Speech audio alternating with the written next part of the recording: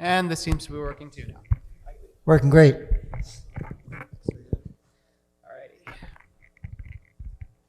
You were at the spiel last night. What'd you think? It was a lot of fun.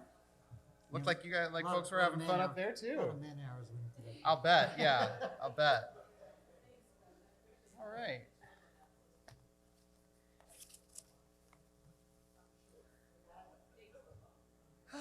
Well, hi everybody. Welcome to part 3 of Jewish Views on the Afterlife, our third and final part. We could probably go on with this, but it's just, this is the slots we got. So before we launch into the real kind of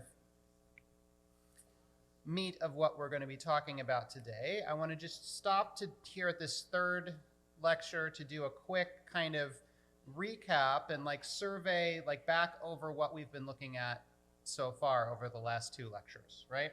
We've been through the period roughly corresponding to biblical times and the early Second Temple period in the first lecture. This is the period during which obviously the foundations for the Torah as such are laid, and we start to see the earliest developings of a specifically Jewish consciousness about the nature of the afterlife. And a lot of what we saw there was that, at least to some extent, right, Jewish beliefs about the afterlife at those times were fairly undeveloped, right, in terms of complexity, and were not that different from the beliefs of many other Near Eastern peoples, and indeed peoples, surrounding the Mediterranean at the time, right? The biblical concept of Sheol is not particularly different in terms of its nature from the Greek concepts of Hades, for example, right? We see a lot of similar characteristics. It's cold, it's dark, it's underground, you don't want to be there. The whole point is that you want to lead a long and rich and happy life so you can avoid going to Hades as much as possible, right? Same thing applies to the biblical Sheol. The nature of divine reward in that kind of biblical conception of life is to be rewarded with a long and rich and full life so that we don't have to go and be there underground in Sheol, right? And that all begins to change once we get into the Second Temple period with the advent of that apocryphal literature, right? The Book of Enoch and other texts, which, while continuing the sort of project of developing the Jewish imagination in a whole variety of different ways, right? One of the key additions to the Jewish mindset during that Second Temple period is that Jews are starting to develop a conception of the afterlife which is getting richer and more complex, and also considerably more binary, right? It's during the Second Temple period that we really start to see the idea of reward and punishment, which used to be applied primarily to life on this earth. We start to see the idea of reward and punishment being applied to life after death, right? Which is when we start to see the development of a conception of the afterlife where our ultimate fate is determined by our actions in this life.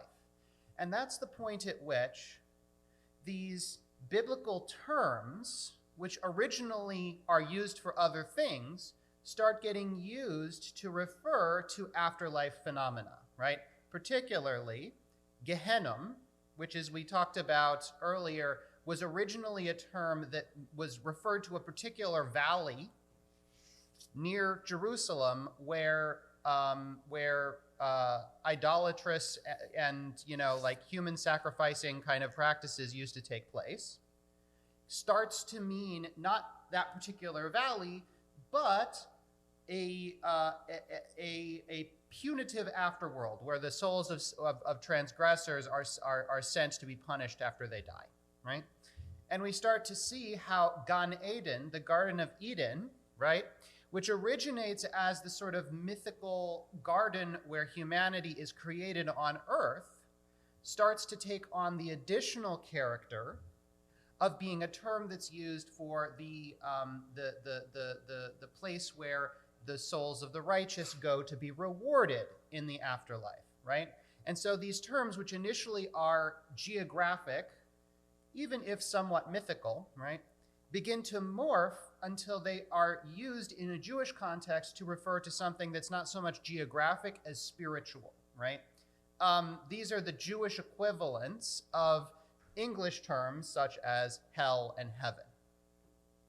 And we also see in the, as time goes on, the further development alongside these ideas of reward and punishment in the afterlife. We also see the continued development of these set of beliefs around resurrection of the dead in the Messianic era, right?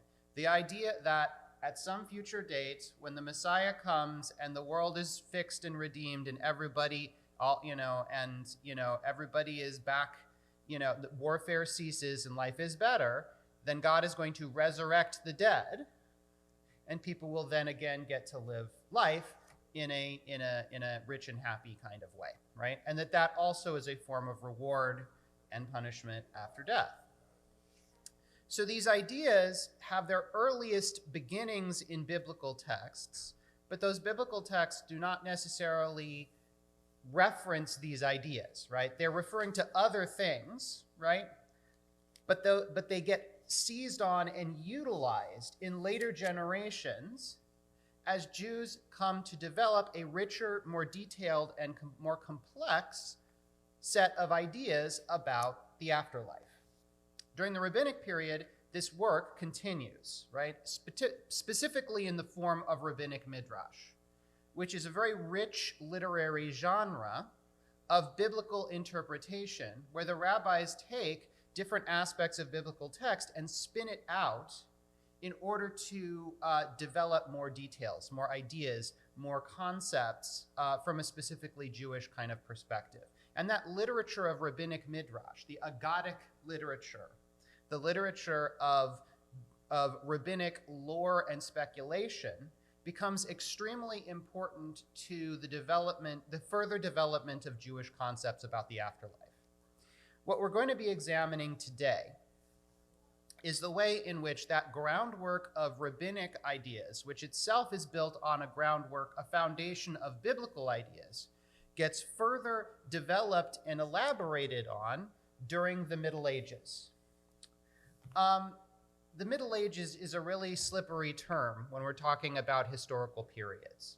What we're really talking about, in a Jewish sense, is a period that maybe is a little bit broader than what historians typically mean when they talk about the Middle Ages. What we're actually talking about is a period from right after the end of the Gaonic period, so like sometime maybe in the 900s or so of the Common Era, all the way up to the 1500s, maybe early 1600s. A period which in Europe, at least, is generally thought of as part of the Renaissance, right?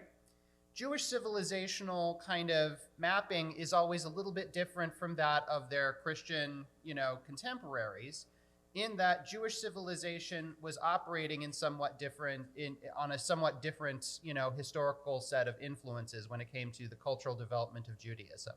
The real boundary marker for Judaism is between the sort of medieval worldview, which really persists within a lot of Jewish thought and Jewish communities, right up until Jews started participating actively in the Enlightenment, in the European Enlightenment, which was fairly late in the game. We're talking about late 1700s, early 1800s. And up to that point, just really right about up to that point, while some particular Jews may have been assimilating ideas that emerged out of the European Renaissance and the early modern kind of Enlightenment philosophical period, that ball doesn't really start to gather steam rolling down the hill until fairly late in the game. Why? Because by and large, Jews were excluded from the institutions of academic, study and research, the universities, where a lot of the key ideas of the Renaissance and the Enlightenment were being developed, right? Jews were essentially separate and living their own little cultural bubble that was influenced by those around them, but also somewhat insulated from them. So the main point of which is to say that when we talk about the medieval period in Jewish history, it covers a lot more historical territory than you might think just from that term. But really, so what we're talking about today is Jewish views of the afterlife during the medieval period, this chunk of time between antiquity, the time of the rabbis, and the modern era, right, which for Jews at least begins comparatively late.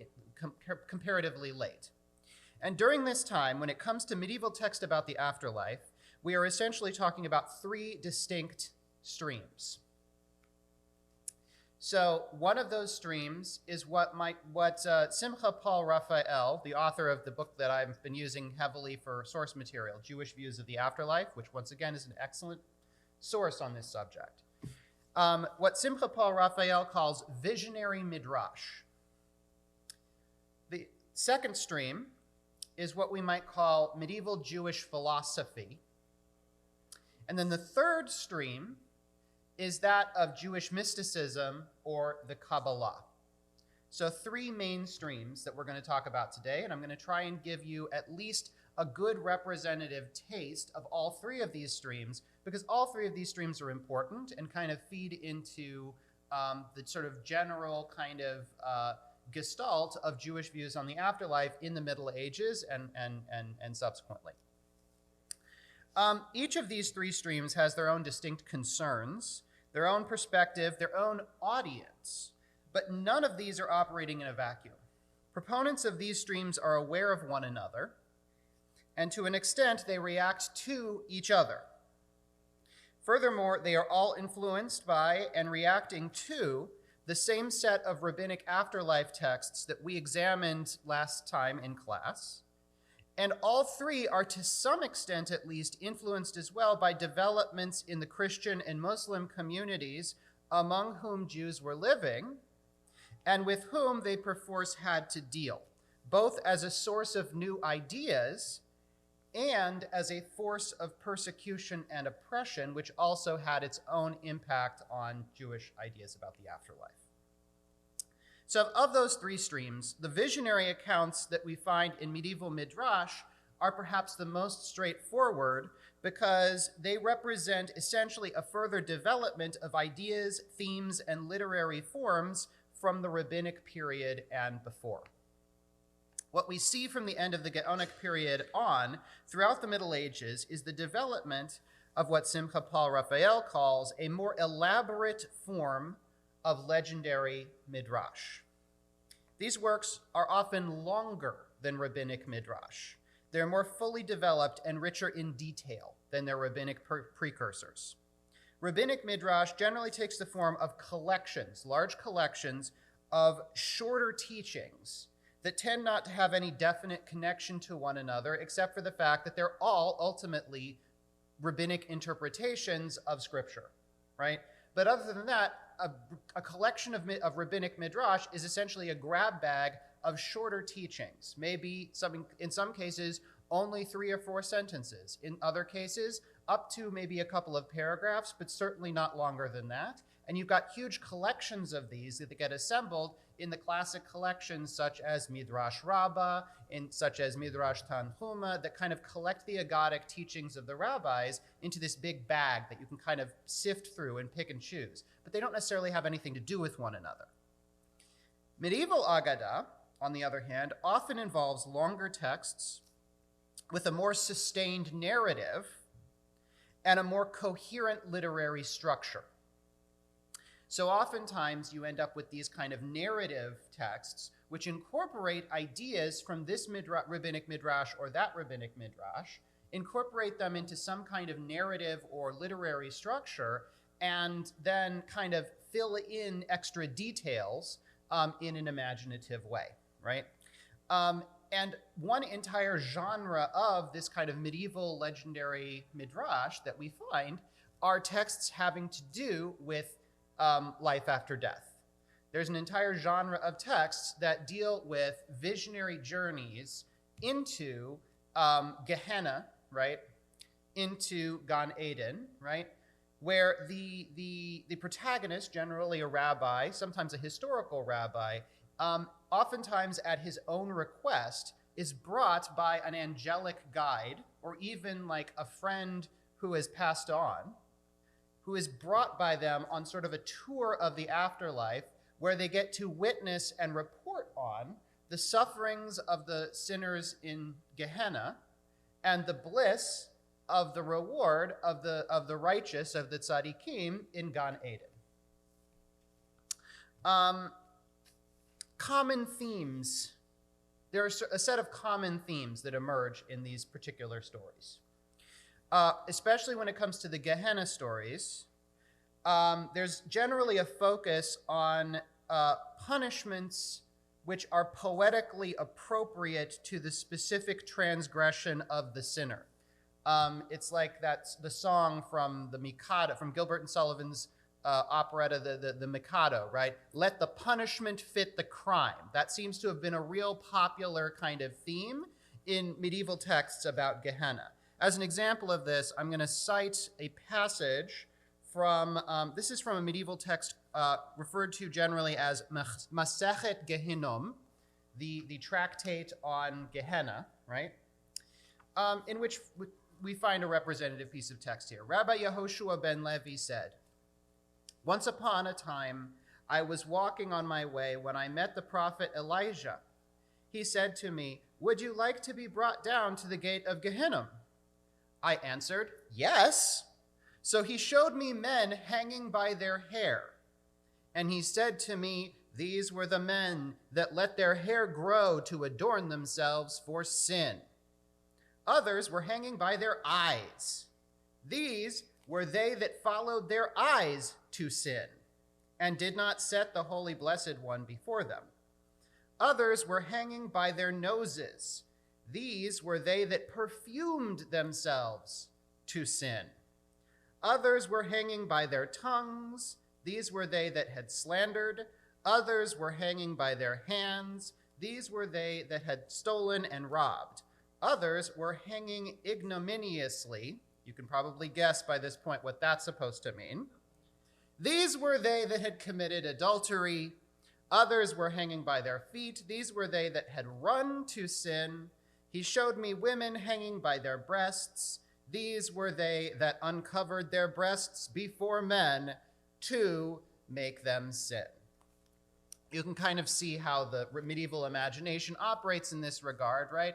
There's quite a lot of this theme that we find in the Gehenna text from the Middle Ages that kind of focus on these like sort of poetically appropriate punishments, right? Generally in accordance with the biblical the biblical principle, right, of an eye for an eye, a tooth for a tooth. That punishment is laid out, that sort of model for punishment is laid out in the Bible, right? And it serves perhaps as the sort of paradigm or model for these kind of imaginative punishments which are inflicted on sinners in these kind of medieval texts about Gehenna. Generally, in these another area of focus in these accounts is that Gehenna is divided into multiple parts, generally 7, but sometimes 5, each with its own particular angelic or even human overseer. The human overseers are generally drawn from the roster of biblical and rabbinic villains, such as Korach or Elisha ben Abuya, right? And kind of dividing the different classes of sinners into different areas of Gehenna, right?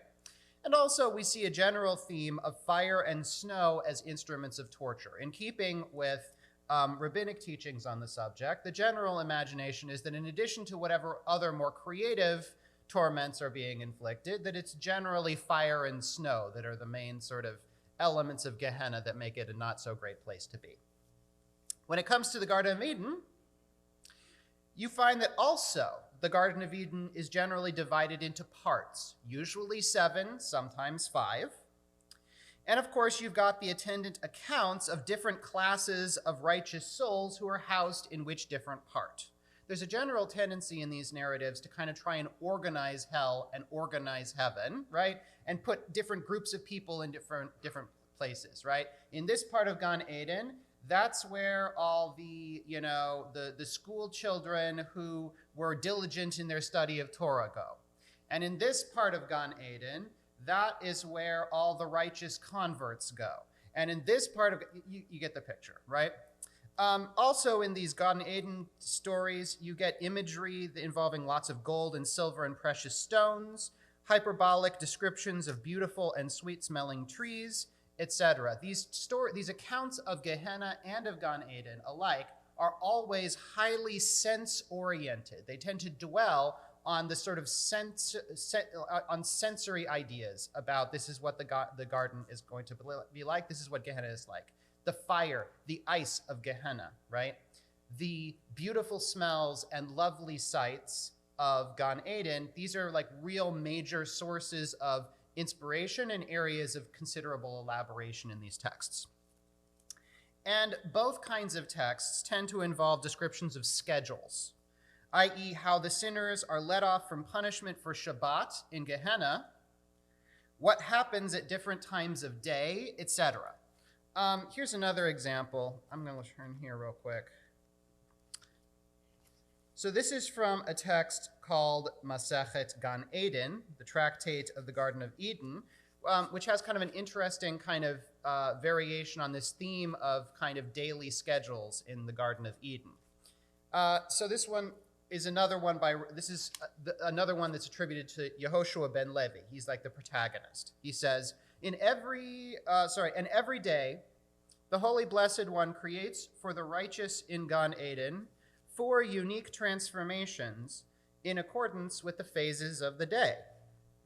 In the first phase, the individual is changed into a child. He enters the realm for children and tastes the joys of childhood. In the second phase, the individual is changed into a youth. He enters the realm of youth and enjoys the delights of youth. In the third phase, the individual is changed into a middle-aged person. He enters into the realm of the middle-aged and enjoys the delights of middle age. And in the fourth phase, the individual is changed into an elder. He enters into the realm of elders and enjoys the pleasures of elders, right? So you can see, once again, we've got this highly kind of schematic and organized kind of approach to imagining what the Garden of Eden or Gehenna is going to be like, right? And also, there's a high degree of focus on the body, right, and on bodily pleasures, right? These are essentially magnified, the way in which these stories imagine reward and punishment in the afterlife is that they are essentially magnified or hyperbolic forms of the kinds of enjoyments or sufferings that could be that a person could experience in this world, right? It's all presented very much in the mode of what can be imagined by a human being in terms of our ordinary lives. I'll point another thing about it. There's another text called Seder Gan Eden, the Order of the Garden of Eden, which has an interesting kind of little element in it, which is useful to kind of examine in this regard, which is that Seder Gan Eden includes the novel idea of including a place for righteous women of Israel, also, of course, divided into sections. So, for example, in the north side of Garden of Eden are 7 prepared realms and palaces for the righteous women in Israel who performed meritorious deeds for the Holy Blessed One by giving charity and from the merits of the Torah for their children. In the first realm will be found Batia, the daughter of Pharaoh. How many will be righteous women that are there? All of those who reared orphans, showed kindness to scholars, showing the hospitality of their husbands and giving charity secretly. Every day they are crowned with a shining crown of the splendor of the Shekhinah, and they proclaim over the house, "Blessed are you who fortify and continue the growth of the branch of the splendor of the world," etc., and so on, right? This is, I think, significant purely because there isn't generally in rabbinic midrash about the afterlife a whole lot of focus on women, right? Women are not explicitly excluded from the afterlife in rabbinic texts, but they certainly aren't really included either, right? So here, in certain texts, at least from the Middle Ages, and these ideas are carried forward, right, we're starting to see as well the beginnings of a set of ideas about women being in the afterlife, right, and that there being essentially a heaven for women. This democratization on gendered lines of heaven was essentially a medieval innovation when compared with the rabbinic outlook, which was much, much more like razor focused on the experiences and considerations of men. I'm going to pause real quick here because, like I said, 3 different streams. I want to kind of pause for a second to see if there's any questions that anyone has specifically related to this particular stream of visionary midrash that we've been discussing so far. Yeah, sure. You gotta, whatever you're saying, you gotta say it with the mic. Sorry. It's a little bit of a joke, but does the author of that tract on the Garden of Eden specify what the joys of old age are? Because I haven't found any. I mean, it doesn't specifically mention it. I think he leaves that particular one up to our imagination. Does anyone else have a question? Can we pass it back? Here, I'm going to say something. Okay, fine. Can I just say something? I'm afraid to die. Seriously. Hi. So I'm not sure if this is exactly tied into what you were saying, but my question is, as I'm hearing all this with, the delineation between, people who sin and people who don't, in the Catholic religion, right, there's confession and it's supposed to absolve you and all that. Does Judaism have then, the people who believe, in all of this, have something similar to, help you if you have made those mistakes and you want to be redeemed kind of thing? Yeah, absolutely. It's a little bit of a big subject to be entering into in the context of these of this talk here. I'd be happy to talk with you about it a little bit afterward, but in very short terms, on one foot, as it were, Judaism, since at least the rabbinic period and going back into the biblical period, in fact, has generally had a number of different fairly elaborate systems in place that are kind of designed around the idea of expiating sin. In rabbinic Judaism, at least, a lot of that tends to focus around the idea of teshuvah, or repentance, right? Which rabbinic law establishes as a set of very clear requirements where it's necessary to acknowledge the way in which we've done wrong, to do our best to repair the situation that we have caused, right? I.e., repair the damage that we've caused in other people's lives, to make a sincere repentance that, like, we feel bad about what we've done, and to promise not to do it again. And that series of that whole process is generally referred to by the rabbis as teshuvah, or return. And it's really the entire theme of Yom Kippur, right? Like, that's the holiday around repentance, but it's also something that's encouraged by the Jewish religion, like at all times, every day, is like, this is a process that Jews are supposed to be engaged in. It differs a little bit from Catholic notions of absolution in that, whereas in Catholic theology, at least some part of that process of absolution happens through the medium of a human intercessor, right? Through the priest, right? In Jewish terms, teshuvah is something that's more of an internal act, which is done between the individual themselves and the people that they may have wronged, right? So it's me making things right with you, and not so much me going to someone else to absolve me. But aside from that, right, it's a somewhat similar concept where it's necessary to acknowledge that what we've done wrong and to fix the situation as best we can, and also resolve not to do the same thing again, right? And indeed, in a lot of these medieval texts about Gehenna, one of the main themes is like how to avoid Gehenna, right? So it talks about the importance of teshuvah, of doing repentance, and it also, of course, focuses on, another thing that is, continues to be a theme in medieval texts about Gehenna is the question of how long people are in Gehenna. As usual, like as we've seen in the rabbinic period, there's still some degree of back and forth about that, right?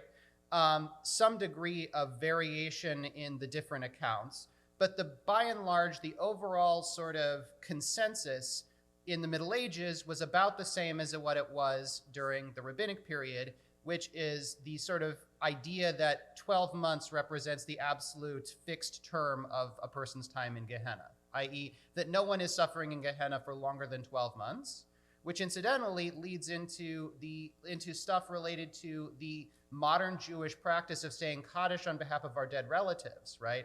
The reason why the custom has evolved to say Kaddish for a relative who has passed away for only 11 months, specifically, evolves out of this traditional Jewish belief that people can spend a maximum of 12 months in Gehenna, right? The idea is no one wants to believe, no one wants to say about their parents that their parent deserved the full 12 months in hell, right? And so we only say Kaddish for them for 11 months, right? So like this plays into the underlying structures of how Jews tend to practice mourning. All right, I want to move on, and so we can take a look at some other bits of this, right? The second stream I want to look at is that of medieval Jewish philosophy, right? So this is a general school of thought which is new relative to, like, during the rabbinic period. It was the rabbis see there being essentially a complete divide between Greek style philosophy and rabbinic tradition, right? And they discourage Jews from engaging in philosophy. They see philosophy as fundamentally a skeptical and atheistic enterprise, and they discourage Jews from getting involved in it. By the time of the Middle Ages, that absolute distinction had tended to collapse. Part of this has to do with the influence of Muslim culture, right? With the rise of Islam, right, the Muslim world quickly expands to encompass a great deal of the parts of the world that used to be taken up by the Greek and Roman, empires, right? And so the development of Muslim culture involves a great deal of like delving into the classical texts of Greek philosophy and wisdom, right? And what we see in the Islamic world, as well as in the Jewish community that is living among the Muslims, is a fusion between religion and Greek philosophy. The Greek philosophy that we're talking about here is primarily Aristotelian, right? Aristotle was generally regarded highly by medieval philosophers and was regarded essentially as sort of like the pinnacle of the philosophical endeavor on the part of the Greeks, and by that extension, like in general. So the general approach when trying to pursue this fusion between Judaism and philosophy was to demonstrate in various ways that any contradiction between the teachings of philosophy and those of Jewish tradition was merely apparent. Oftentimes this involved particular ways of reading the Torah, sometimes by reading passages which seemed sort of antithetical to some of the basic rationalistic underpinnings of philosophical thinking, to read those as metaphorical, right? Or find ways of reading the Torah in a way that kind of reconciled it with the sort of more rationalistic philosophical outlook of the Greek philosophers like Aristotle, right? In a way, it represents its own form of midrash, right? With slightly different methods and also a different set of goals. So when it comes to matters regarding life after death, the Jewish philosophers tend to focus on a number of key concerns that are slightly different from the concerns of the medieval midrashists. They tend to be very interested in inquiring into the nature of the soul. Is the soul material or immaterial? Is the soul part of the body or something separate? This is something that a lot of medieval philosophers spent a lot of time trying to figure out and trying to articulate arguments to support one way or the other. The philosophers tend to be extremely interested in demonstrating the soul's immortality. What does it mean to say that the soul is immortal, right? And why is the soul immortal when the body that it's connected to is not, right? And finally, there tends to be a focus on articulating a rationalist account of reward and punishment, a big part of which generally tends to involve getting away from the sort of highly sense-oriented depictions of Gehenna and Gan Eden that we find in the Midrash, and toward a more intellectual or abstract conception of what it means to be rewarded or punished in the hereafter. The most famous of the Jewish philosophers, and the one who has had the greatest and most enduring influence on Jewish thought, is Moshe ben Maimon, aka Maimonides. He articulates a conception of the soul that is pretty common to philosophers of his age, following Aristotle in dividing the soul into three parts. The nutritive aspect of the soul, which is responsible for for taking in nutrition and sustaining its life and growing. All living things, even plants, have one of those. The emotional soul, which is possessed only by animals and governs sort of desire toward things that are good for the animal and backing away from things that are bad, right? And then there's a third part of the soul, which is rational. And only humans, angels, and God get to have a rational soul, right? That's how Moshe Maimonides generally tends to divide it out, and that's generally the case for most medieval philosophers in general, Jewish or non-Jewish. And for the philosophers, really, it's only that third rational part of the human soul which can really be said to be immortal. At least for Maimonides, this is what he believes. The other two parts of the soul are essentially tied to the body's functioning, and basically they pass away with the body. Hence, the immortality of the soul is connected to the development of the rational faculty, I should say, in the human being. Only by acquiring knowledge and developing one's intellectual faculties can one attain the connection with the active intellect. This is a philosophical term which he equates with God, and enable one's soul to carry on after death. This development of the intellectual or rational soul is achieved through performance of mitzvot and the study of Torah and philosophy, right? By engaging in those activities, according to Maimonides, a person is able to develop their rational soul and is thus able to cultivate that part of themselves which can be said to be immortal, as opposed to those parts of themselves which are more connected with our base materiality and therefore are not immortal. They pass away with the body. What follows from this is that Maimonides' conception of Olam Haba, the world to come, is an essentially spiritual conception. It's completely divorced from anything physical. Let me give you an example here from a piece of text that he actually wrote. Just as a blind man, this is from Perek Chelek, which is one of the texts from his commentary on the Mishnah that touches most directly on the nature of the world to come. He says, just as a blind man cannot perceive colors, nor a deaf man hear sounds, nor a eunuch feel sexual desire, so bodies cannot attain spiritual delights. And just as fish do not know the element of fire because they live in its opposite, so are the pleasures of the spiritual world unknown to this world of flesh.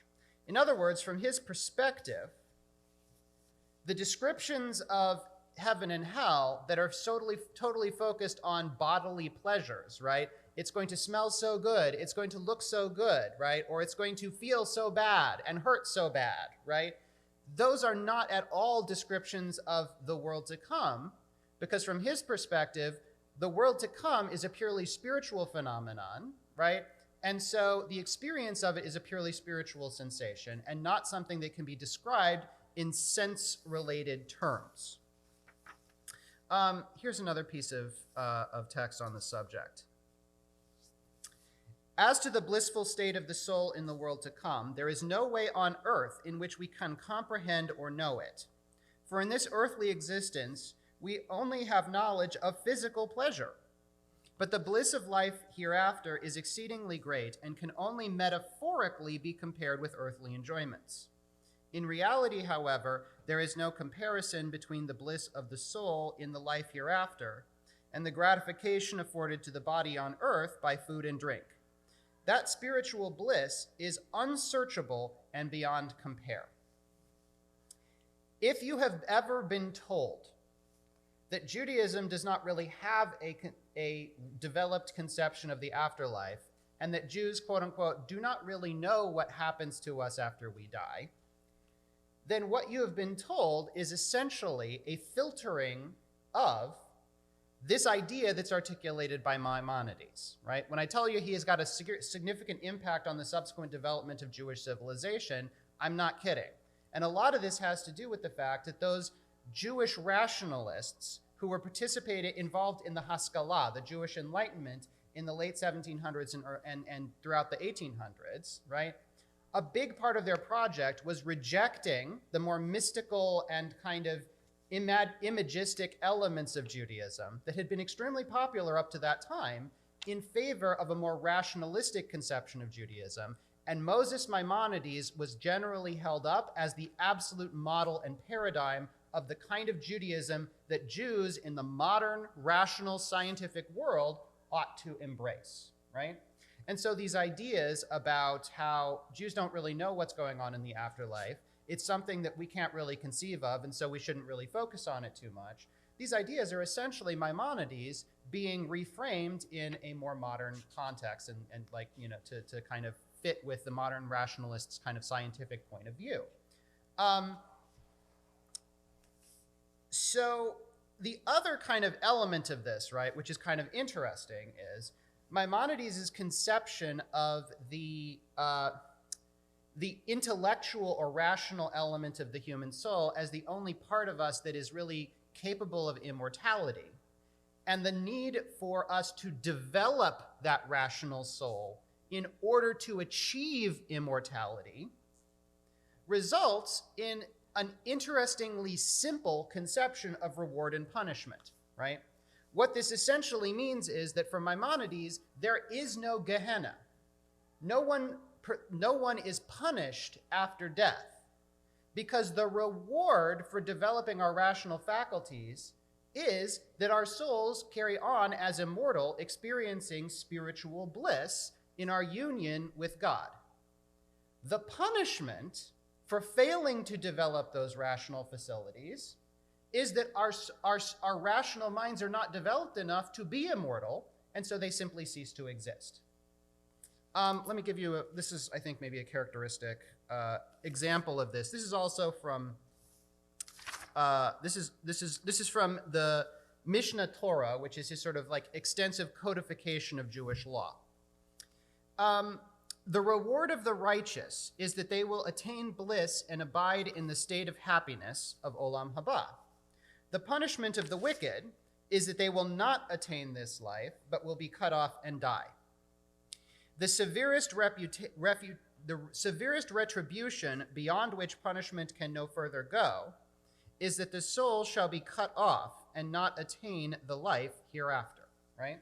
So for Maimonides, it's actually a fairly simple system, right? He doesn't need reward and punishment, because essentially reward and punishment arise from exactly the same phenomenon. If we develop that part of our souls which is capable of immortality, then we are immortal and we live on after we die. If we don't develop that part of our souls, then we just die and there's nothing there. Maimonides did also affirm a belief in the bodily resurrection in the days of the Messiah, right? He affirms that belief as being absolutely obligatory for the believing Jew. However, he spent so little time discussing it in his sort of bigger, longer, and more famous works that he repeatedly had to defend himself later on in life from the accusation that he didn't believe in resurrection at all. In fact, his philosophical arguments about the nature of the spiritual afterlife were so persuasive that in certain parts of the Mediterranean, there developed a sort of heretical belief among certain groups of Jews who were extremely interested in his philosophical approach and essentially claimed resurrection doesn't happen, right?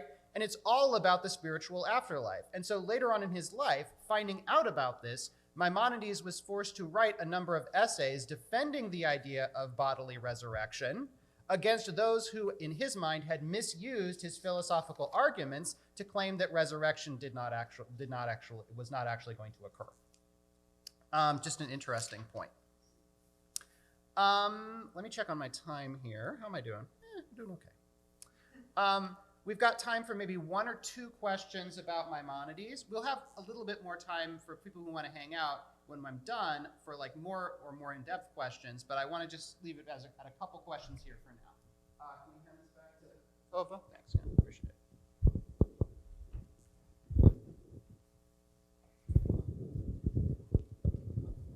The last piece there that you talked about was very confusing to me. Was there a belief by Jews or Maimonides in similar to the concept of karma, that you come back again and again and the soul does remanifest or not? Because the way you explained what you just did. Now, what we're talking about there in terms of resurrection is the belief, first articulated perhaps in a metaphorical way by the prophet Ezekiel, but then later subsequently developed into a full-on set of messianic beliefs, that in the time to come, at the end of history, when the Messiah comes, and Jews are no longer exiled, but once again living as under the messianic king in the sort of end of days, at that point, God is going to bodily resurrect all of the dead, and they will live on in a sort of, happy life in a much better world than the one we live in now. So will their own body be resurrecting? That's Yes. what I was trying to understand. Yeah, that idea of bodily resurrection has been a key element of Jewish beliefs about afterlife for hundreds and hundreds of years, and has existed alongside the conceptions of a spiritual afterlife, which also exist within Judaism. Generally, for the rabbis, they are kind of wide open in terms of the degree of emphasis they place on a spiritual afterlife versus bodily resurrection in the time of the Messiah. Maimonides places such a heavy degree of emphasis on the idea of a spiritual afterlife and argues so persuasively for the purely spiritual quality thereof, right, that some of his readers were inclined to think, well, why do we need bodily resurrection in the time of the Messiah at all, right? Isn't it better just to be in a spiritual afterlife? And so they kind of were arguing for letting go of the belief in resurrection in the days to come, which incidentally had been called out by the rabbis in previous generations as the sign of an apikoros, an unbeliever, right? And something that Jews were not, they regarded it as obligatory for Jews to believe in resurrection. Maimonides, even beyond his own philosophical commitments, his at first and strongest commitment was always to the primacy of Jewish law. And so if the rabbis said it was obligatory to believe in resurrection, he believed it was obligatory to believe in resurrection. And so when people were starting to misconstrue his teachings to indicate that he didn't believe in resurrection at all, that's when he felt the need to publish a treatise to kind of correct the record, as it were, right?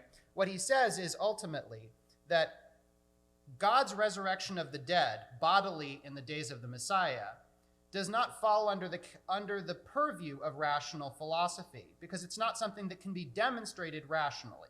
It is an essentially miraculous alteration of the natural order, and therefore is not something that a philosopher can really comment on one way or the other, except to affirm that it is obligatory for Jews to believe in resurrection, as stated by the rabbis. That is his essential position on this, and his defense of himself against the accusation that he didn't believe in resurrection. I had another hand up here. We can take one more question. Wait. Yeah, thank you. Thank you. I was just wondering, what happens to those spiritual people who are living spiritually in an afterlife? Is there a place for them? Are they? You mean in Maimonides' conception, like Right. when the resurrection happens? Mm-hmm. Yeah, okay, so... Before. Yeah. As you can probably tell from some of what I've been saying here, Maimonides' philosophical beliefs about a spiritual afterlife and his religious beliefs about bodily resurrection don't fit together very well. Okay? So the way he ultimately settles it in his final treatise on resurrection is this. He says that in the days of the Messiah, everyone is going to be resurrected, right? Or at least the people who have been sufficiently righteous are going to be resurrected bodily by God in their own bodies. He says that unlike some other beliefs about bodily resurrection, he says when we are resurrected, we will not be immortal. We will not live forever in a bodily state, but we will live a long and rich and full life in our own bodies, and then we will die again, and then we will be attaining a spiritual afterlife, which involves the sort of bliss, purely spiritual bliss of cleaving directly to the active intellect of God, right? That doesn't necessarily make a whole lot of sense, given that the sort of essentially mechanical nature of immortality in his other arguments, but you've got to have a certain amount of sympathy for the guy. He's trying to reconcile a belief that he knows is irrational but believes is obligatory with a set of rationally held beliefs that he's articulated in a philosophical sense, and it's not always easy for him, I think, to resolve those things. He does his best to make a rational case for what he's saying, but, the whole thing doesn't necessarily hold together perfectly. Which brings us to, where does this modern-day Judaism stand on life after death? The real answer to that, right, as I think has probably become pretty clear by this point, is that modern-day Judaism, as a whole, does not make any kind of stand on life after death, right? The problem that I'm actually trying to, in my own tiny, tiny partial way, address with these lectures is that there's a period during the late 17 and into the 1800s, right, when Jews, by and large, are trying to make a case for Judaism being a quote-unquote rationalist religion, right? And part of the unintended consequences of that, I'm convinced unintended, is that in doing that, making that case for Judaism as a rationalist religion, we essentially ejected all the irrational or super-rational or sub-rational elements of Judaism, all the mythological elements, all the angels and demons, all the heavens and hells that used to be a core component of most Jews' practical experience of Judaism, in favor of a more Maimonidean rationalism. And I think that there is some value to that project, in as much as it makes Judaism more persuasive to folks who are very much all in when it comes to a rationalist worldview. The problem is that most of us are not entirely rational beings. I know that I'm not, right? We've all got elements of us, of our souls, maybe our multi-parted souls, if we're paying attention to Jewish tradition. We've all got elements of us which are emotional, which have imaginations, which like detail, which like richness, which are looking for richness and complexity in our religion, right? And by pursuing a purely rationalist project, we may be doing a pretty good job of making our religion unassailable from the perspective of your religion is so dumb because it's irrational, but it also tends to make it emotionally unsatisfying and unappealing.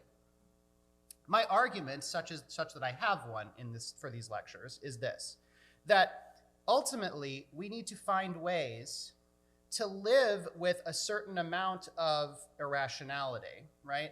Because we are somewhat irrational beings ourselves. We are emotional beings as well as intellectual beings, and that it's useful to go back and take a dip into the richness of Jewish teachings and tradition on the subject of the afterlife, not necessarily because I want to go back and fully embrace the sort of bizarrely articulated Dante-esque heavens and hells articulated by medieval Jewish midrash, but because all of that material that stuff provides useful material for us in rethinking maybe our set of beliefs and feelings about life after death, right? There's useful material there that we can explore and delve into in maybe moving toward articulating a more developed postmodernist conception of Jewish ideas about the afterlife, maybe that aren't so completely and rigidly rationalist as our sort of modernist forebears wanted to uphold, right? But that are more emotionally persuasive and emotionally appealing, right? There's not just one Jewish answer to the question of the afterlife, as evidenced by the fact that the rabbis themselves had multiple different answers to this question. But I think it makes sense for us to try and develop an understanding of this is the range of material that's available to us, and we should allow ourselves to explore that range of material without worrying too much about, oh, am I being the most totally rational and self-consistent person? Because in practice, nobody is, right? That's my argument if I'm making an argument at all. Yeah, sure. Okay, we are running a little low on time. I want to just take the temperature of the crowd here, though. I did want to touch on the third stream, the mystical approach. Are people okay with me just continuing to talk about that? Okay, fine. I'm going to continue on. If people have to leave, then they have to leave, and I apologize. Once again, this is a truly staggering amount of material that I've been trying to condense into the space of 3-hour-long lectures. It's been rough, folks. Okay, third stream. The medieval Kabbalists drew on earlier forms of Jewish mysticism, as well as traditional rabbinic midrash, and even elements of philosophical speculation, and they synthesized all of that into a unique vision that many in the Jewish world found so persuasive that for many centuries, Kabbalah essentially was the official theology of the Jewish religion. Right up until the 19th century, when, as I said, scholars of the Jewish Enlightenment began to heavily downplay and condemn all manifestations of Jewish mysticism as inconsistent with the rationalist worldview that they wished to uphold, and began a project of essentially jettisoning that material out the back door in their attempt to portray Judaism as a religion in keeping with the rationalist spirit of the time. Like the philosophers, the Kabbalists were attempting to synthesize the diversity of Jewish teachings on the afterlife into a coherent schema. For the Kabbalists, however, this schema was not ultimately rationalist and intellectual in orientation. It was visionary and mystical. To kind of distill this down into the most basic terms that I can, my way of thinking about it is this. For the philosopher, we looked at that three-part soul, right? There's the nutritive soul, there's the emotional soul, and then there's the rational soul. And the rational soul is the highest soul. What that implies is that the highest degree of understanding that we can achieve as human beings is that achievable through rational understanding, logical deduction, right? For the Kabbalists, however, they say no. That rational soul is higher than the emotional soul. But they feel, and they express this in various ways, in metaphorical and imagistic ways throughout their teachings. For the Kabbalist, for the mystic, there is a higher level of understanding of truths that we cannot grasp through our reason because they are higher and beyond human reason. Now, Maimonides believed that too. He believed there were truths that we could not grasp through our reason. But for Maimonides, as a rationalist, his approach was that which we cannot grasp through reason, we need to acknowledge that we will never understand and move on. For the Kabbalists, however, they say no. For the Kabbalist, for the mystic, there is a way of grasping that which is beyond our grasp, and that is through imagination and metaphor. And so for the Kabbalists, they are articulating a form, or they are practicing a form of sort of visionary intuition, whereby they are acknowledging that the truths they are aiming at are indescribable, but they are trying to describe them anyway. This is the realm of poetry, right? Poetry, which for human beings since time immemorial has been a way of describing the indescribable.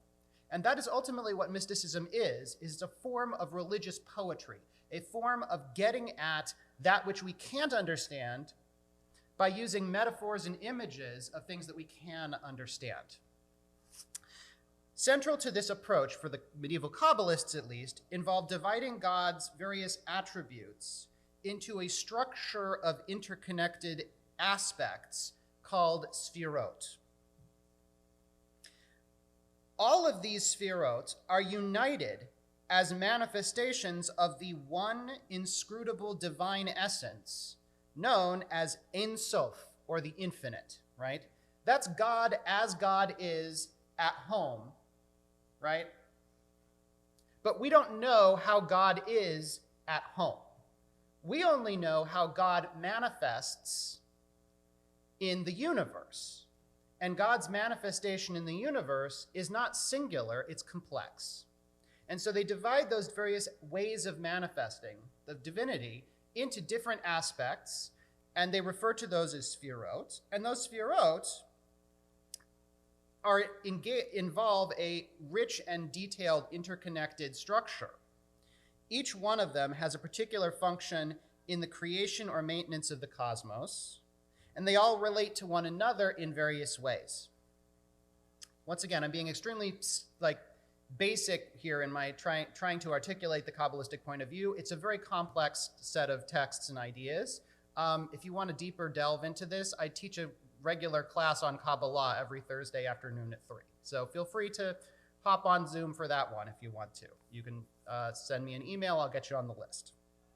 At any rate, one key way in which this plays out is in the relationship between Tiferet, the aspect of God which we know as the Holy Blessed One. God as this transcendent king enthroned in heaven, right? God as king, as we see God so often in the Bible, right? And the people of Israel saw God enthroned in glory in a throne on a pavement of sand, right? That's Tiferet, right? That's God as king, which is higher and beyond anything we can reach. And then there's the Shekhinah, or Malchut, which is the feminine, indwelling presence of God. God among us, as opposed to God up there. These two aspects of God are extremely important in Kabbalistic thinking.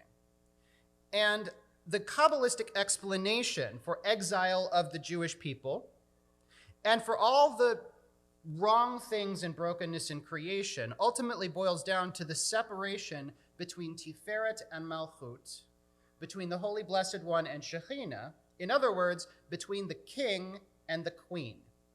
Kabbalistic thinking tends to be very, very, the Kabbalistic imagination tends to be highly erotic in character. And its idea for things working as they ought to be are that male and female, the king and the queen, Tiferet and Malchut, are joined together, united in one, right? But right now, mom and dad are separated, and so things are not going so well. That's a very highly simplified version of the Kabbalistic explanation for evil in the world. And so the goal is articulated Kabbalistically of tikkun olam. This is a phrase you may have heard in Jewish social justice circles. It's a term that goes all the way back to medieval mysticism. Tikkun olam, repairing the world. What this means in a Kabbalistic sense is engaging in mitzvot with the right mindset and kavanah, with the right intention, so that one can perform yichudim, acts of unification that help to unify the parts of the divinity which are separated right now, which help to repair the breach and bring about the messianic redemption when the king and queen would be once again unified, right? There's this grand overarching Kabbalistic kind of mythical conception of cosmic history where there was an originary unity which has been broken and it needs to be repaired. And interestingly, human beings are key in repairing it, right? Human acts of tikkun help bring those cosmic forces back together. This vision of tikkun is relevant to what we're talking about when it comes to the afterlife because it heavily influences the Kabbalistic conception of life after death. First, in terms of their idea of divine reward, which definitely incorporates a lot of that sort of mystical, that visionary midrash element that we were talking about before, right? A lot of that visionary midrash gets seized on and utilized by the Kabbalists. They love that kind of dense imagery because it's really works with their approach to like religious imagination is the key to grasping things we can't understand, right? In their conception, though, the Gan Eden, right, the heavenly reward for people who are righteous, involves joining with the Shekhinah, right, that feminine indwelling presence of God, right, God as mom as opposed to God as dad. When we die, if we've led a good life, we join with the Shekhinah, which is also associated in Kabbalistic imagery with the tree of life and with the Garden of Eden itself, right?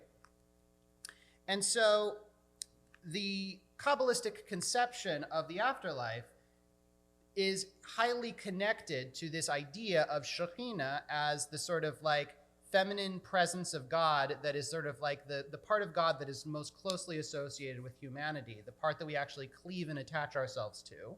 And death, by the Kabbalists, is seen not so much as something like sad or scary or terrible, but actually as like kind of a beautiful, like our soul is like connecting to that Shekhinah, right? That feminine presence of God, which is sort of in some sense representative or indicative of like the sort of like collective body of the Jewish soul in a certain sense.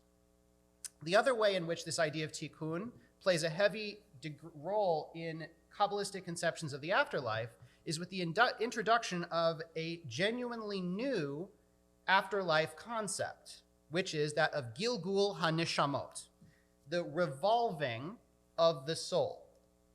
What this means is that each soul, each human soul, has some particular tikkun, or set of tikkunim that it has been created to perform. We've all got some sort of act of repair that we are put into this universe in order to do.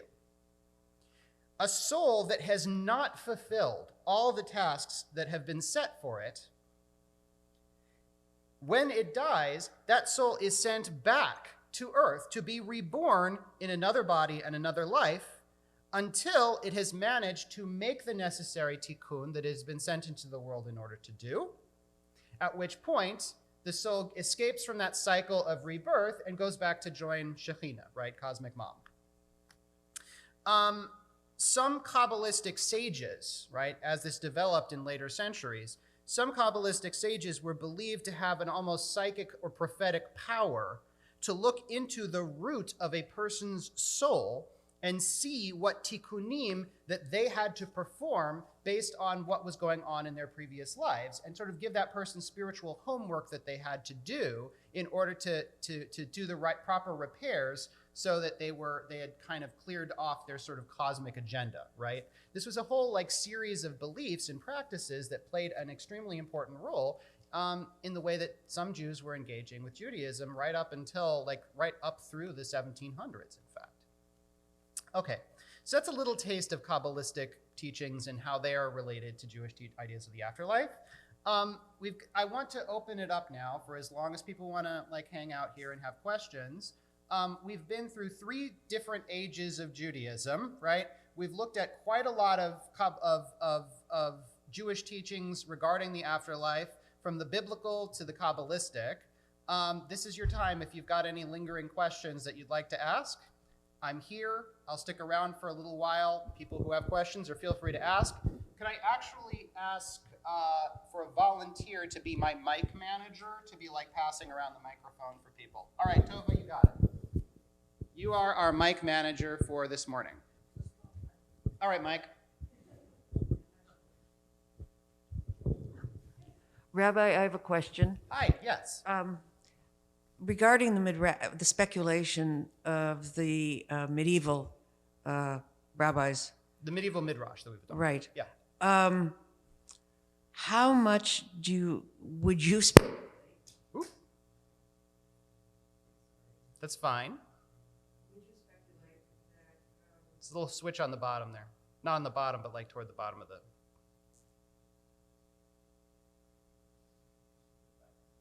Yeah, switch goes up, I think.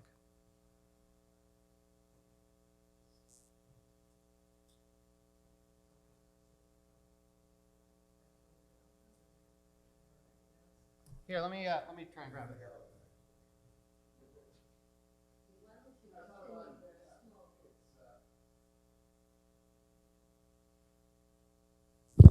There we go.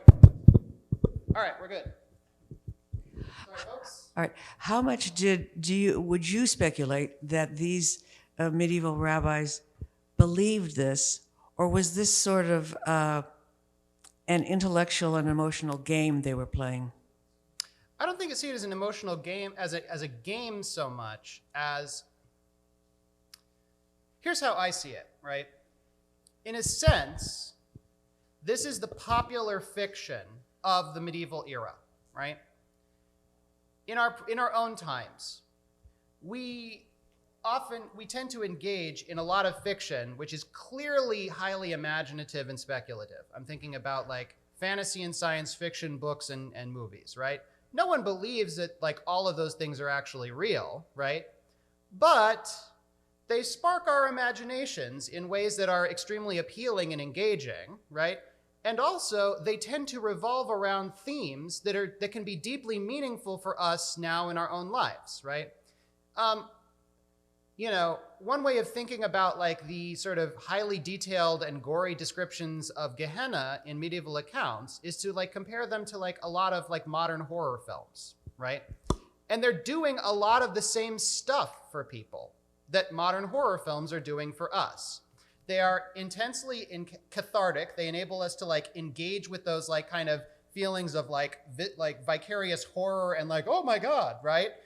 And in addition to that, they are generally highly moral in their message, right? They're depicting a fairly black and white morality in which people, like terrible things happen to people, like, oh, those teenagers are doing bad things out at the summer camp, and here comes the slasher to kill the ones, and the one who is like the nice one is actually the one that survives at the end of the movie, right?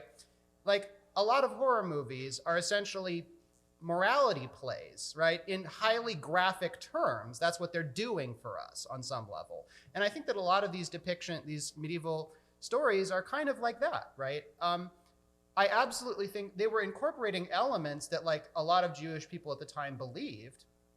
But I think when it came to like the rich articulation of these visions, it's like no one actually believes that like this is definitely an account of the historical Rabbi Yehoshua ben Levi who went down to hell and came back to tell us about it, right?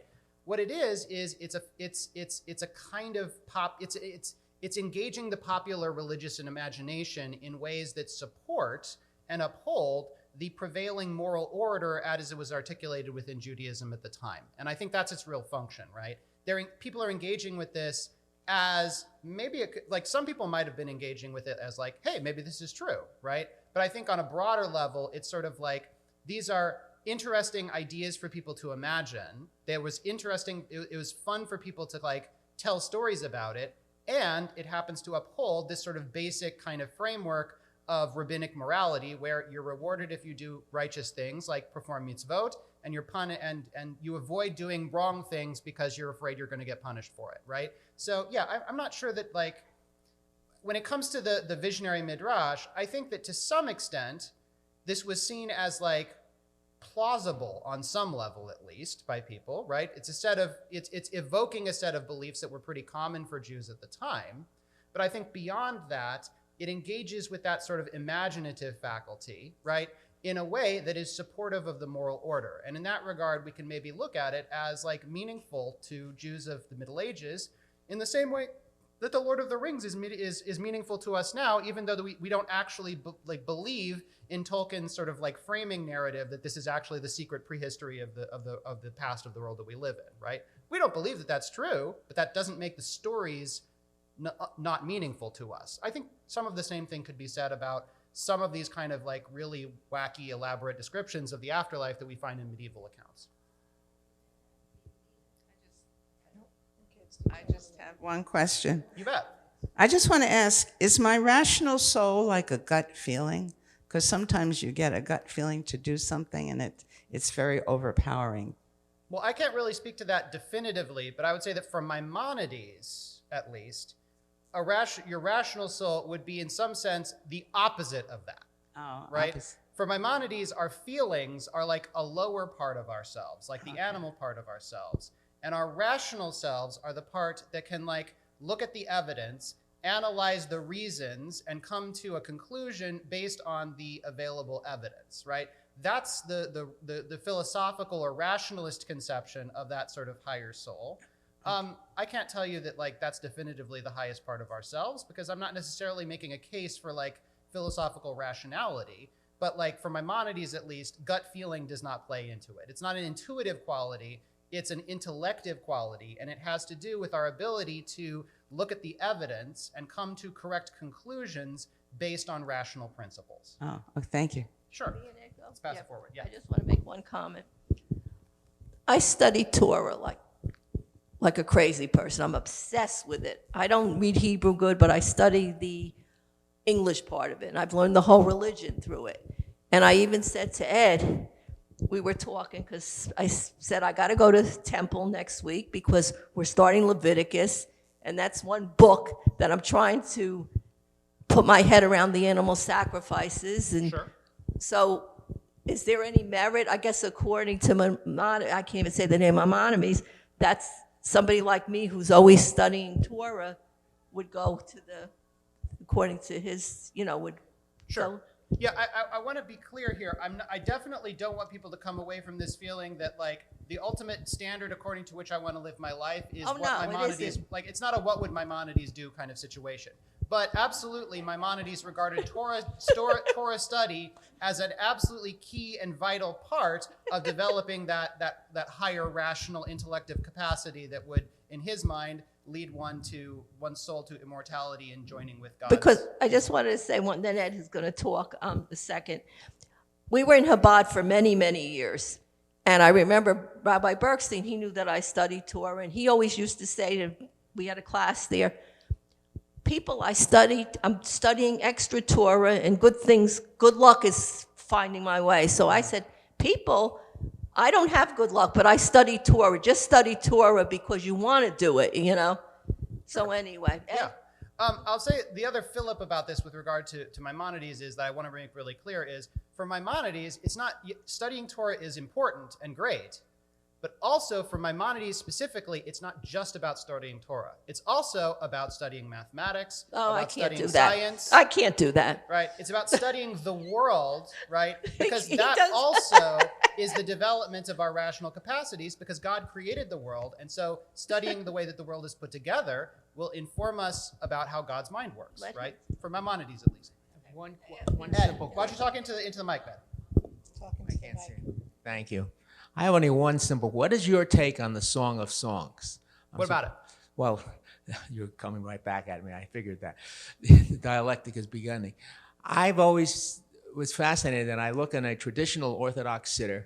I saw they had the Song of Songs, and what's the Song? I never learned about that in Hebrew school. I never learned anything. I didn't even know what it was. But then you look at it today, and it still has validity as being a well-written poem. Yeah. But that's one view of it, all in one package. And I don't know what your take is on that, because it seems to be a piece of poetry that nobody wants to read it, but yet it seems to be considered the greatest song that was ever written. Matter of fact, Rabbi Akiva considered it the Holy of Holies. Yeah, absolutely. Yeah. So, I mean, this is a little outside of the purview of what we're talking about today. But I will say with regard to the Song of Songs that, like, I think the Song of Songs is a really interesting text because it's included in the canon of our biblical literature for reasons completely unrelated to its original composition, right? The pshat sense of the Song of Songs is that it's a really well-written set of love poetry, right? The reason why it's included in the Bible is because it was interpreted by the rabbis as an allegorical text referring to the love between Israel and God, or later on in Kabbalistic tradition, between the Shekhinah and Tiferet, right? And so in that mystical or allegorical sense, it's considered to be a religious text. Personally, my approach is, I think it's important to be able to read texts on multiple levels at the same time, okay? I think there's something extremely valuable to reading a text like Song of Songs as a mystical allegory of our relationship with God.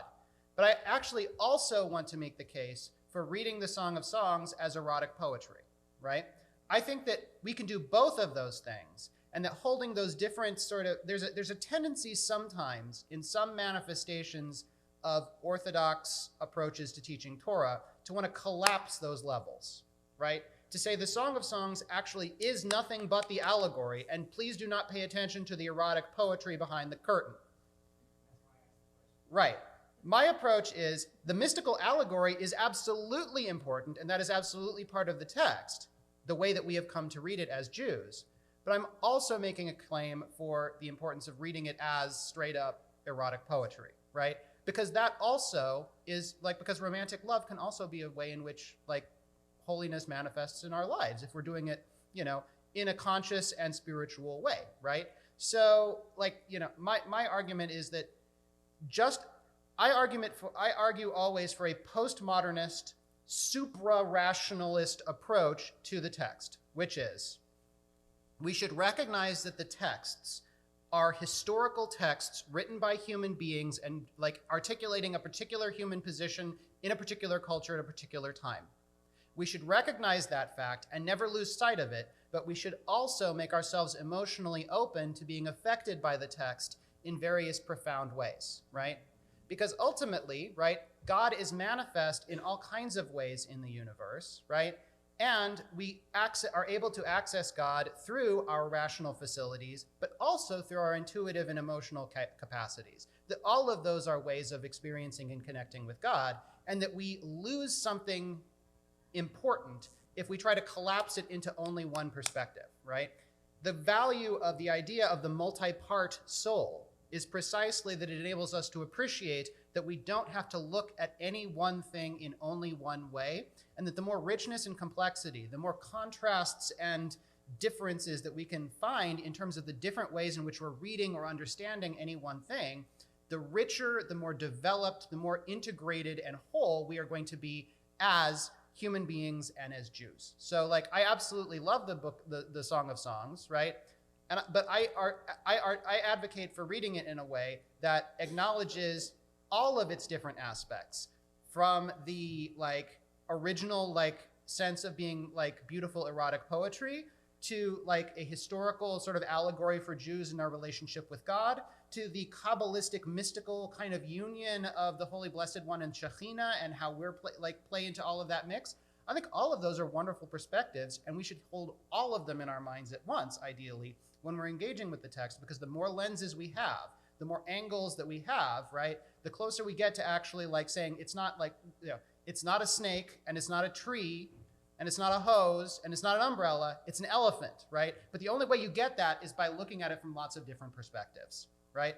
And that's ultimately what I hold up, right, is we should bring all of ourselves to the text, all of ourselves to the tradition, not try to limit it by saying, oh, we should only be rational, we should only be historical, we should only be mystical, right? Because all of those are ultimately limited, one-sided perspectives, which make our lives poorer and make our lives less rich as a result.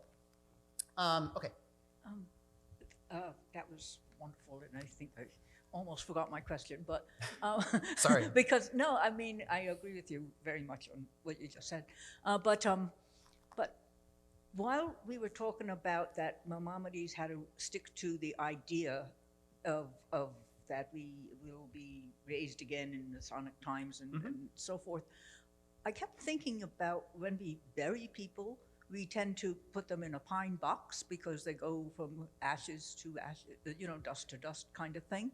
And it's like, well, then how can we rise if we're dust? I mean, like it just seemed to make no sense. I'm sorry to sort of go backwards. So the way in which resurrection beliefs have developed in Judaism over the centuries is exceedingly complex and has resulted in a highly nuanced approach to burial, which is the way it's developed over time is the traditional approach to burial is Jews ought to be buried in the ground in a simple wooden box. The reason for this is justified in two ways. One, because from dust you came, into dust you will return. And the other is because differentiating people as to status in death is reprehensible from a Jewish perspective. Death is a great equalizer. We don't dress people in super nice clothing when we bury them. We don't bury them in an elaborate sarcophagus. They're not taking it with them, right? But the other side of that is that traditionally, at least, it is argued that we are not supposed to cremate people, right? And the reason for that is related specifically to this idea of resurrection. It was believed, at least by some, and at least at certain times in Jewish history, that intentional cremation, intentional destruction of the body, was equivalent to renouncing the idea of resurrection in the Messianic age, right? So it's not so much the idea that God can't resurrect a pile of ashes, right? Because obviously, if God can resurrect us from like being a 2,000-year-old like pile of dust in the ground, God can resurrect us from being a thing of ashes, right? There's no logical inconsistency to that. It's miraculous all the way through, right? The issue for the rabbis was that the act of cremation was seen as a repudiation of resurrection, which to them amounted to an abandonment of the idea that God is powerful and capable of doing miraculous things, right? So for them, it was the gesture of cremation, not like the mechanics of cremation, that were the problem. I think this may be relevant to the ways in which we think about body disposal, right, in the modern world, right? There may be ways in which we can rethink the way in which we bury people, right? As long as we take care to understand what are the values behind that, right?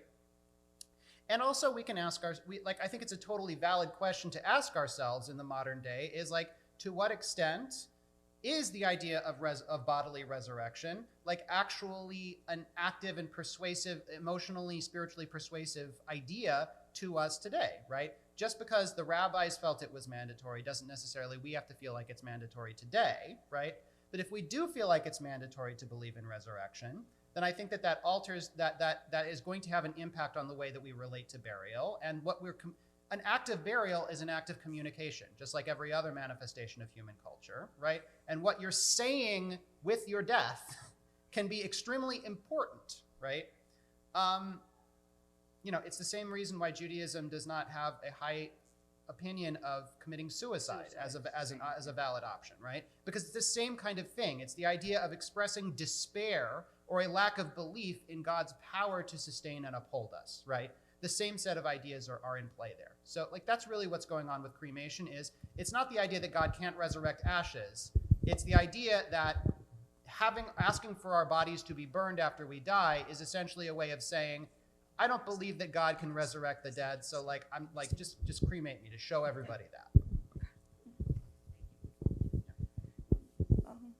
Rabbi, I just had a question when you were talking about the rabbis who did the midrash and the Aggadic literature, Yeah. and the descriptions and the imaginative descriptions that they use for Gehenna and the Garden of Eden. In other words, the horrors of Gehenna and the beauties of the Garden of Eden. And somebody did ask the question, did the rabbis really believe this? And you said, unless I misunderstood you, that it was just imaginative, maybe metaphorical, not so much the belief. And you even went on to say that my feeling was that, and we really don't believe this per se, but my feeling is that when this kind of literature is out there, I think that people do believe it. Not everybody. Sure.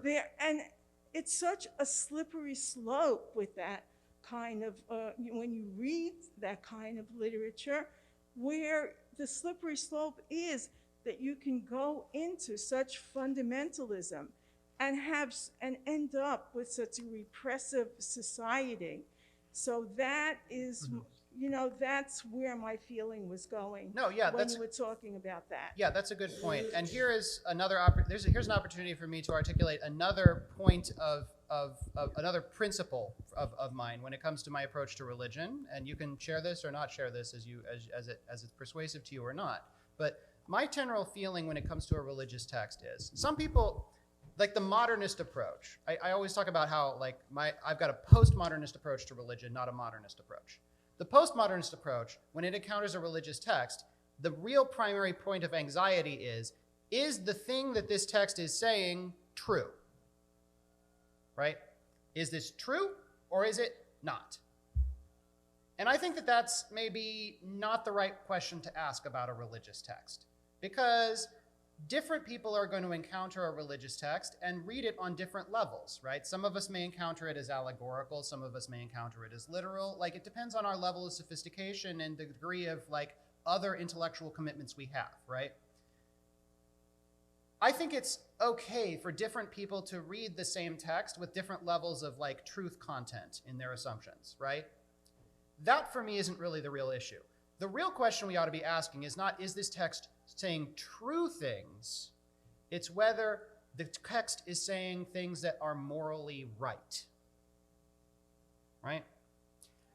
I think that ultimately, religious texts say all kinds of things that may or may not be true. Like Maimonides, I'm skeptical either way, right? I don't necessarily want to, I'm personally hesitant to take out things about, for example, resurrection, not because I think it's absolutely mandatory for all Jews to believe in resurrection, but because I like to entertain the idea of possibility, right?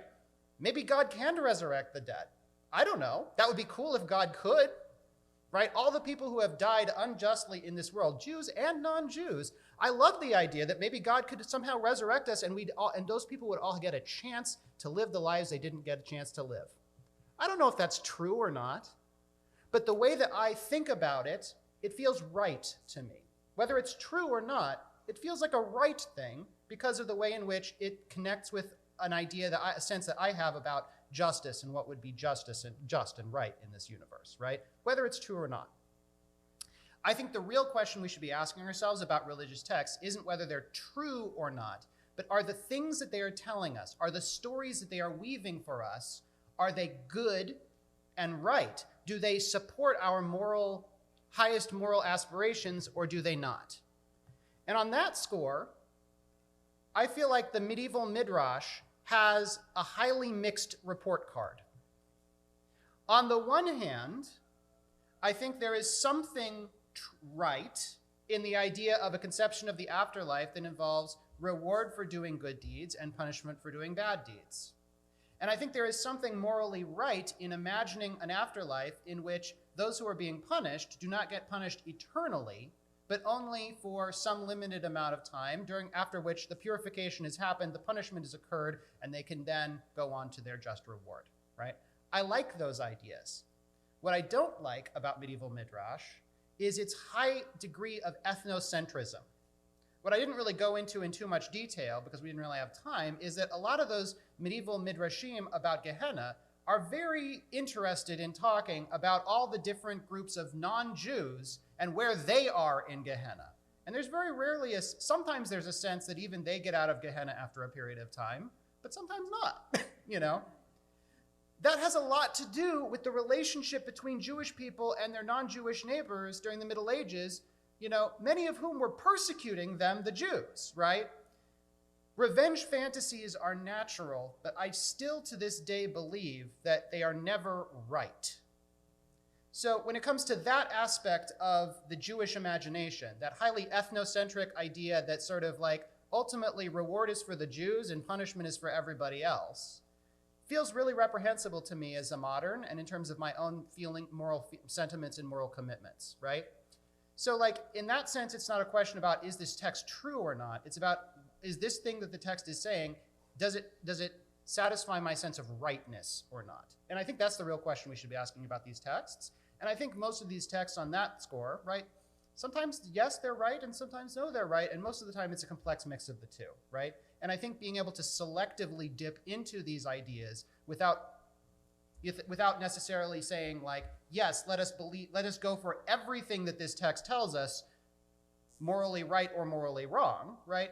That is, I think, reflective of what I'm trying to articulate here as a postmodernist conception of religion, as opposed to pre-modernist or modernist. Did we have a question back here? Yeah, hi. So this is a whole can of worms, so I'm not even sure. Let's open the can of worms. Yeah, I'm not even sure there's time to talk about this, but I did want to, obviously so much about religion is, gives people comfort, right? That's why people flock to whichever religion they believe in. Yep. So I'm sure you have a lot of people that come to you, just like someone said here, and say, I'm afraid of death. I'm afraid to die. Mm-hmm. So how do you help people like that want that comfort of how do I, lessen my fear of death? Sure. I think as a rabbi, who is a congregational rabbi, this operates on two levels. One of those levels has to do with teaching like I'm doing here, right? I think that talking frankly about death and talking frankly about the ways in which Judaism gives us a whole treasury of ways for thinking about death that do not essentially amount to death is the absolute and final and irrevocable extinction of the soul and there is nothing after this forever, right? I think those are like opening people's eyes to that is a good thing, right? But when it comes to the individual who is actually looking, like sitting on death's door and wondering what's on the other side, that's not an educational moment, you know? right? That's not a moment when you can, oh, well, actually, there are several different approaches to the afterlife that are articulated, right? That's not that moment, right? The only thing that I can do in that moment, right, is the only thing that any of us can do for someone in that moment, which is to be with them there, sitting on the threshold. Because the real thing that we're afraid of is not that we're going to die. It's that we're going to die alone. I'm sorry, I get emotional about this.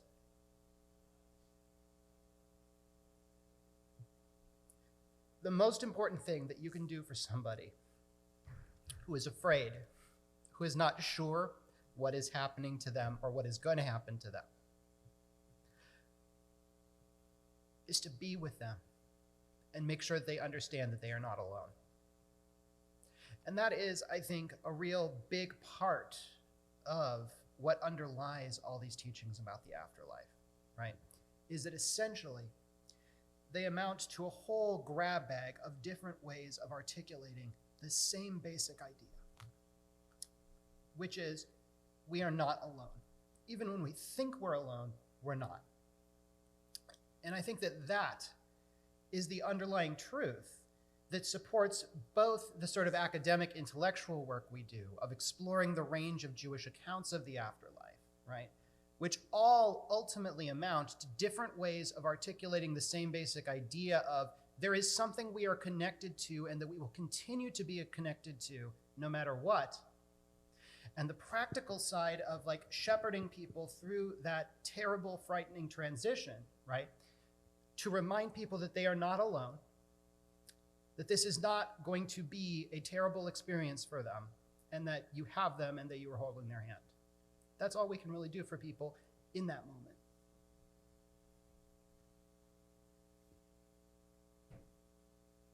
Any other questions? All right, let's leave it there, folks. Thank you, everybody, for being with us here this morning. And I appreciate those of you who have like literally come to all three of these. It has been a wild ride.